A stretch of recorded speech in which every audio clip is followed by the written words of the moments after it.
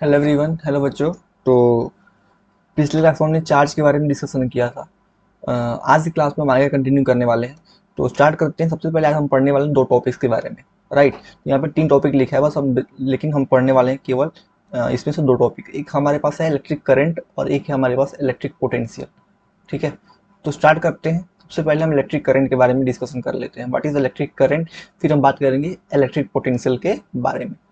तो electric current क्या होता है? इलेक्ट्रिक करंट समझने के लिए हम एक सिंपल सा एग्जांपल लेते हैं। जैसे अगर रिवर के अंदर पानी फ्लो कर रहा होता है ना, तो हम बोलते हैं कि वाटर करंट है। अगर विंड फ्लो कर रहा होता है, हवा बह रही होती है, तो हम बोलते हैं विंड करंट है। अगर विंड फ्लो कर रही है तो विंड करंट, पानी फ्लो कर रहा है तो वाटर करंट।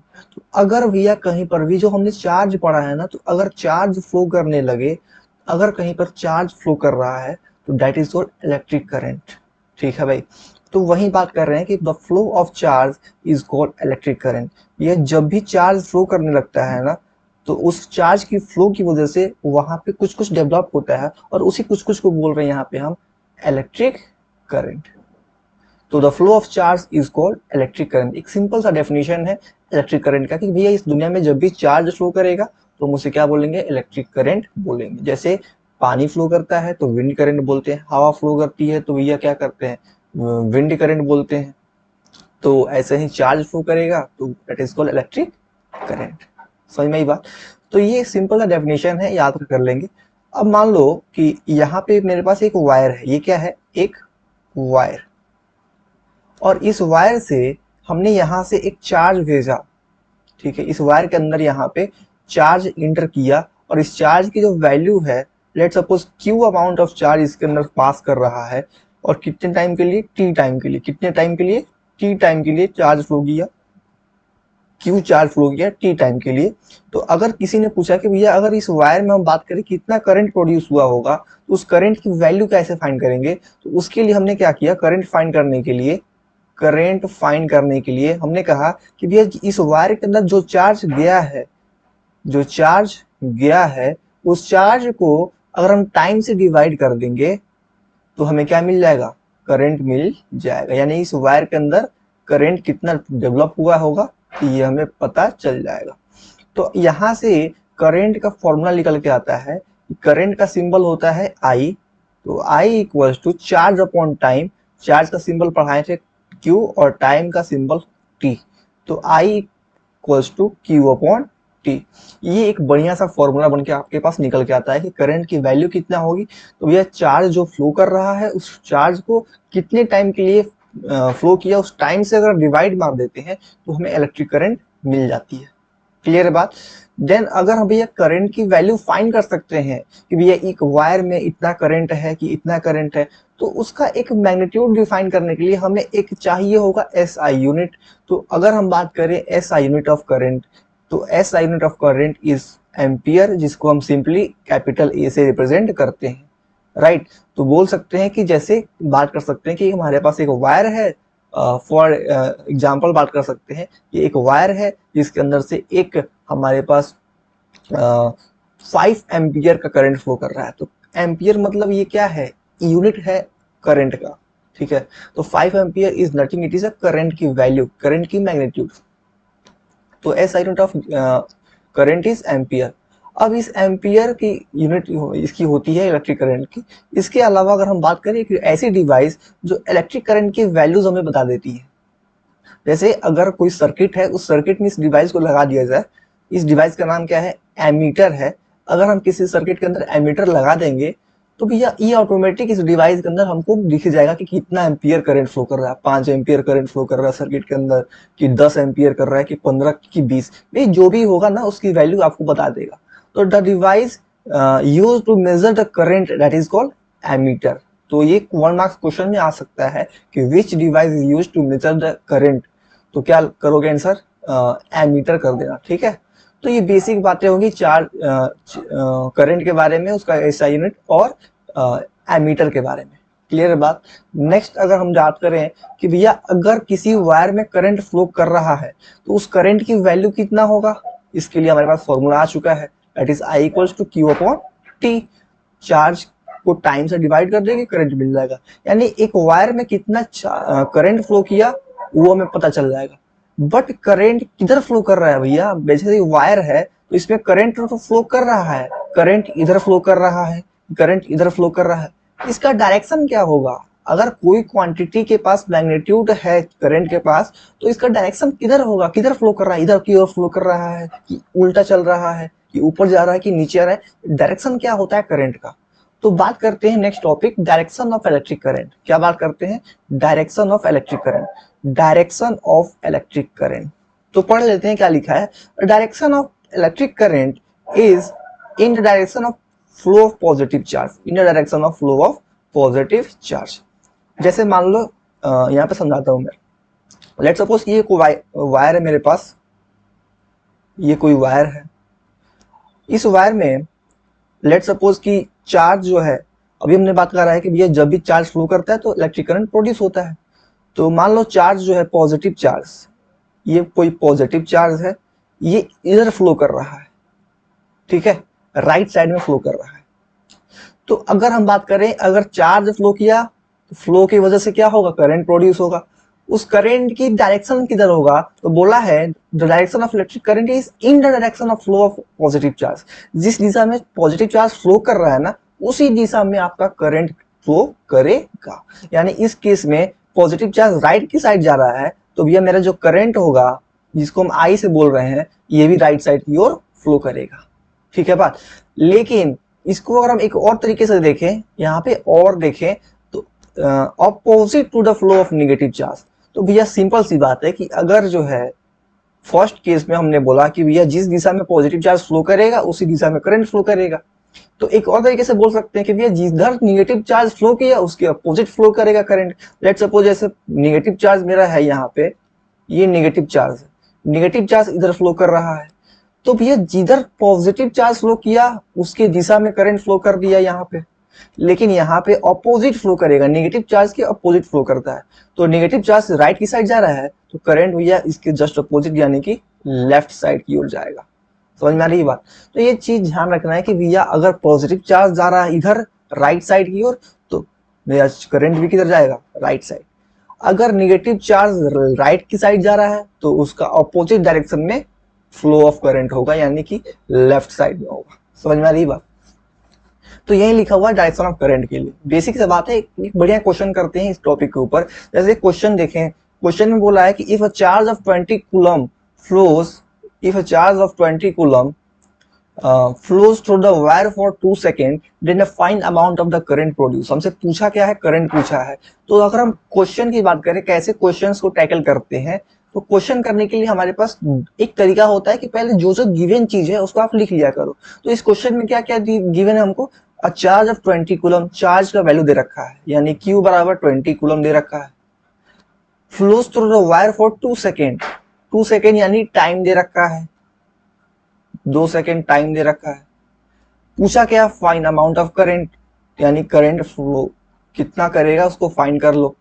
तो हमने अभी जस्ट फॉर्मूला पढ़ा है जो इन तीनों को रिलेट करता है, और उस फॉर्मूला का नाम है current equals to charge upon time.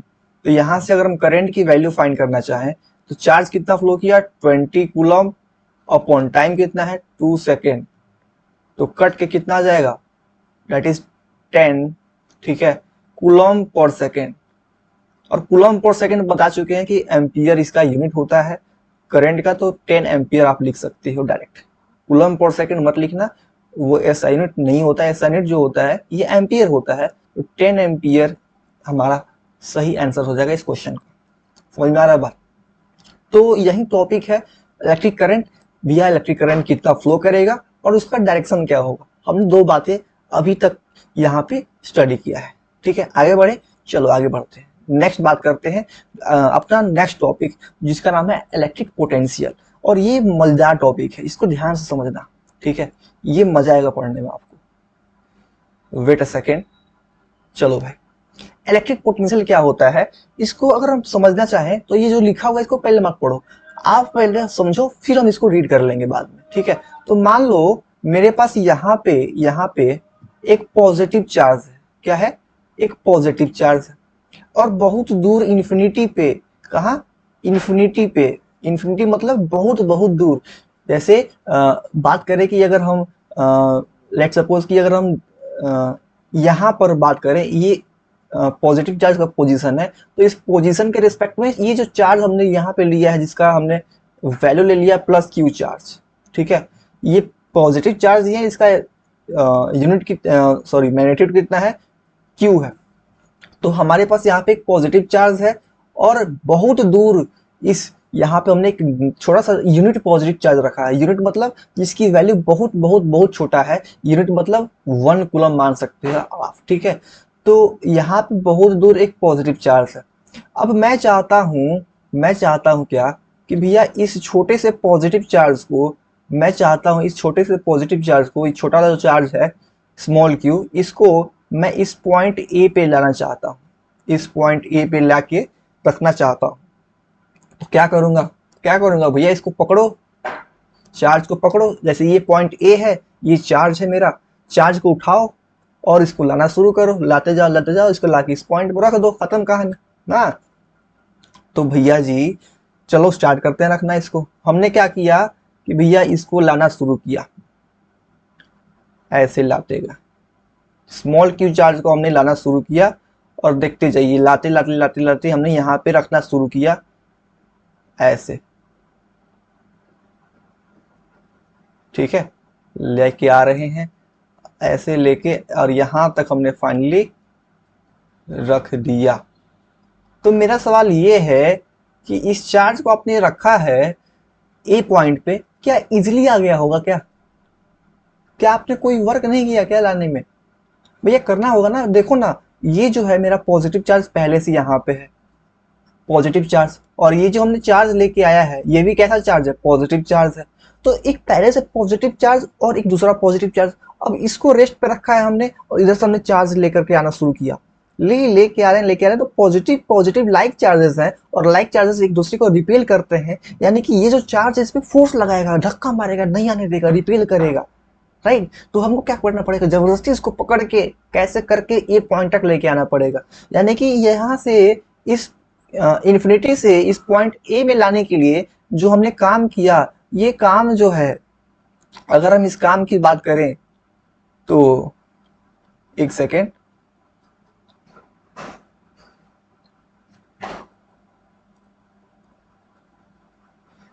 तो सॉरी हट गई वो चीज बाय टेक्निकल मिस्टेक, फिर से बना लेते हैं, कोई बात नहीं। जैसे हमने क्या बात किया कि यहाँ पे मेरे पास एक प्लस क्यू चार्ज था, और यहाँ पे हमारे पास इन्फिनिटी पे एक छोटा सा चार्ज था, जो कि वो भी पॉजिटिव चार्ज ही था। हमने इसको लेके आया यहाँ पे ए पॉइंट पे, ये ए पॉइंट पे लेके आना शुरू किया। तो हमने पूछा आपसे कि भैया बताओ कि इस छोटे से चार्ज को हम ए पॉइंट पे आसानी से रख सकते थे क्या? तो आप बोलोगे नहीं सर, बिकॉज ये भी पॉजिटिव चार्ज पहले से है, और ये पॉजिटिव चार्ज जब इसको हम लेके आएंगे तो ये रिपेल करेगा, लाइक चार्जेस एक दूसरे को रिपेल करते हैं, यानी धक्का मारेगा, तो हमको जबरदस्ती दाब के उसको लेके आना पड़ेगा, बहुत वर्क करके लाना पड़ेगा। तो लेट सपोज कि भैया हमने इन्फिनिटी से इस पॉइंट ए तक लाने में हमने, लेट सपोज इस चार्ज को लाने में हमने डब्ल्यू अमाउंट का वर्क किया, तो मैं आपसे पूछूं कि भैया इस ए पॉइंट पे कितना पोटेंशियल होगा, potential of point A, potential of point A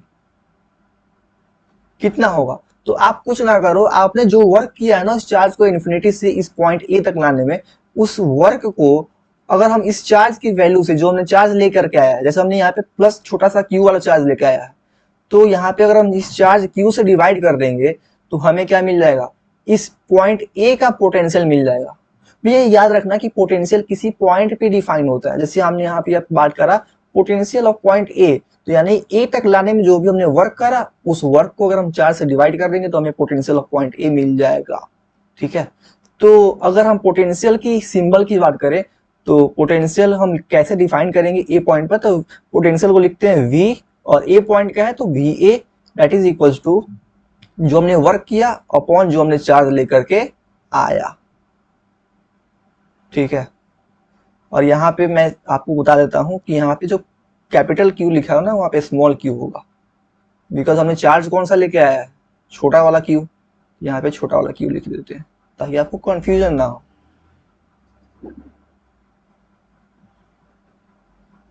clear है बात। तो जो हमने वर्क करा लाने में ए पॉइंट तक, उस वर्क को अगर हम उस चार्ज से डिवाइड कर दें तो हमें उस ए पॉइंट का पोटेंशियल मिल जाएगा। पोटेंशियल या फिर इलेक्ट्रिक पोटेंशियल। ये इलेक्ट्रिक पोटेंशियल थोड़ा लंबा लगता है तो बार बार हम पोटेंशियल यूज करेंगे, ठीक है। इलेक्ट्रिक कौन बोलेगा, ठीक है भाई, इलेक्ट्रिसिटी की बात चल रही है तो इलेक्ट्रिक पोटेंशियल की बात कर रहे हैं ना, ठीक है। तो V is equal to W upon Q, ये ए पॉइंट का पोटेंशियल है। ऐसे ही लेट सपोज कि भैया मान लो यहाँ पे पॉइंट बी होगा, लेट सपोज कोई पॉइंट ले लिया, तो पूछेगा कोई भैया find potential of point B, यानी कि वी कितना होगा। तो आप कुछ ना करो, बोलो कि भैया इन्फिनिटी से इस चार्ज को आप क्या करो, उठा के बी पॉइंट पे लाकर पटको, और आपने जितना वर्क किया, लेट सपोज यहाँ पे हमने डब्ल्यू डैश बोल देता हूँ, डब्ल्यू डैश हमने वर्क करा, तो उस डब्ल्यू डैश को हम क्या करेंगे, चार्ज से डिवाइड कर देंगे, हमें क्या मिल जाएगा, बी पॉइंट का इलेक्ट्रिक पोटेंशियल मिल जाएगा, ठीक है। लेट सपोज हमने यहाँ पे डब्ल्यू डैश अमाउंट का वर्क करा बी तक लाने में, तो यहाँ पे जो हमारा पोटेंशियल ऑफ पॉइंट बी होगा, ये डब्ल्यू डैश अपॉन चार्ज कितना लाया हमने, स्मॉल क्यू, तो V B equal to W dash upon small Q. Clear है बात।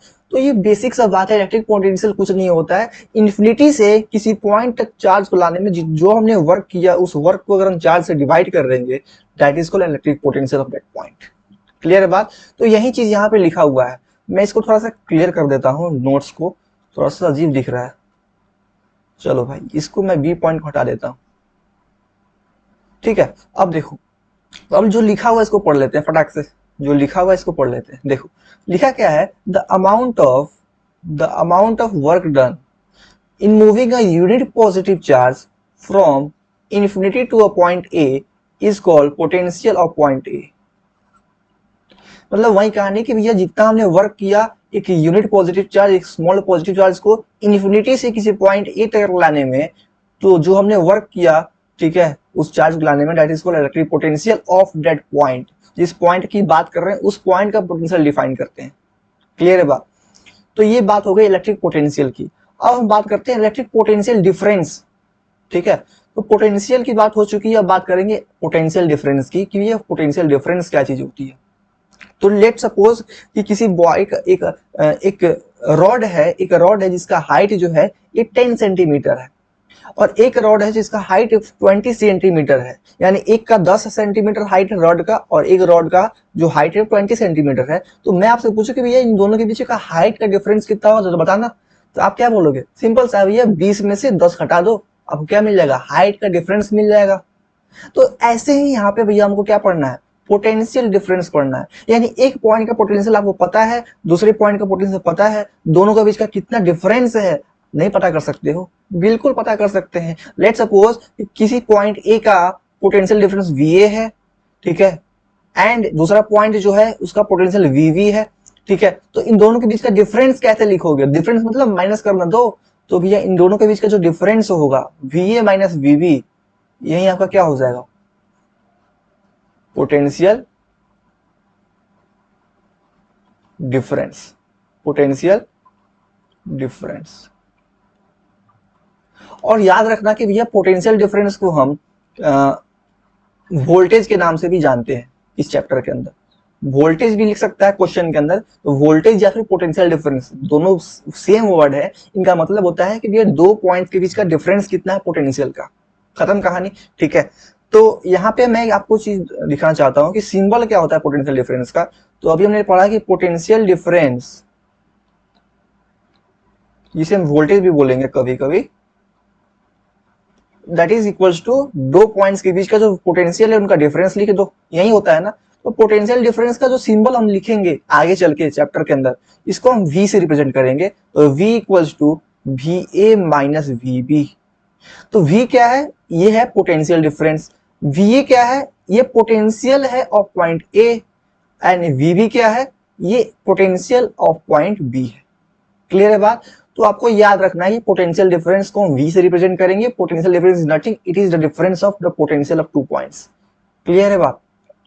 और पोटेंशियल डिफरेंस को हम वोल्टेज के नाम से भी जानते हैं, ठीक है। तो ये सारी बात हो गई, अब आगे बढ़ते हैं। तो यही चीज यहाँ पे लिखा हुआ है, potential difference is also known as voltage. Potential difference को हम वोल्टेज से भी जाना करते हैं। अब यहाँ पे बात करें what is the S I unit of potential difference, तो S I unit of potential difference is volt. जैसे किसी बैटरी का आप बात करोगे ना, तो वहां पे लिखा होता है 15 वोल्ट का बैटरी है कि 10 वोल्ट की बैटरी है, तो ये वोल्ट क्या है, ये क्या लिखा रहता है, ये वोल्टेज लिखा हुआ था। वोल्टेज मतलब पोटेंशियल डिफरेंस लिखा होता है, ये वोल्टेज लिखा हुआ होता है। बैटरी का पोटेंशियल डिफरेंस कितना है, बैटरी का वोल्टेज कितना है, समझ में आ रहा है बात।